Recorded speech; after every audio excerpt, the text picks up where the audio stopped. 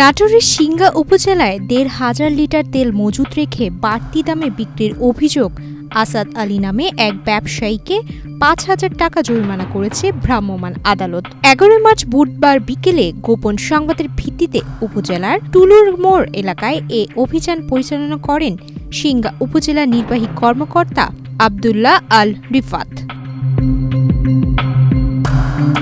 UNO জানান, গোপন সূত্রে খবর পেয়ে টুলুর মোড়ে ব্যবসায়ী আসাদ আলীর দোকানে অভিযান চালানো হয়।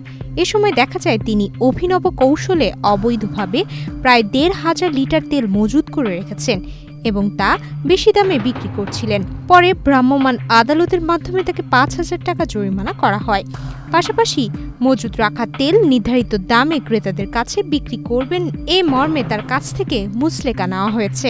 পদ্মা সেতু, মেট্রো রেল এবং এলিভেটেড এক্সপ্রেসওয়ে নির্মাণের গর্বিত অংশীদার বসুন্ধরা সিমেন্ট। আমরা গোপন সূত্রে যখন খোঁজ পাই যে এই দুলুর মোড়ে জনৈক ব্যবসায়ীর দোকানে অবৈধভাবে তেল মজুদ আছে এবং উনি অধিক দাম নিচ্ছেন, তখন আমরা এখানে মোবাইল কোর্ট পরিচালনা করি।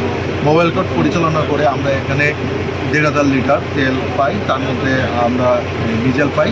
কিন্তু আমরা জানি যে যেহেতু উনি যে নির্ধারিত মূল্যের অতিরিক্ত মূল্যে তিনি তেল বিক্রি করতেছিলেন, সেহেতু ভোক্তা অধিকার আইনে আমরা তাকে ৫,০০০ টাকা জরিমানা করি এবং এখন থেকে তাকে নিয়মিতভাবে আমরা শুনছি যে উনি ৩ দিন ধরে তেল বিক্রি করেন না, এখন থেকে উনি নিয়মিত যে তেল তার কাছে মজুদ আছে সেটা তিনি নিয়মিত সরবরাহ করবেন।